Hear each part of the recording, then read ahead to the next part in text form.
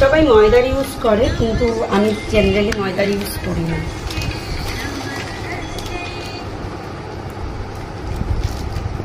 আমি 500 গ্রাম সুজি দিলাম, তাল দিলাম।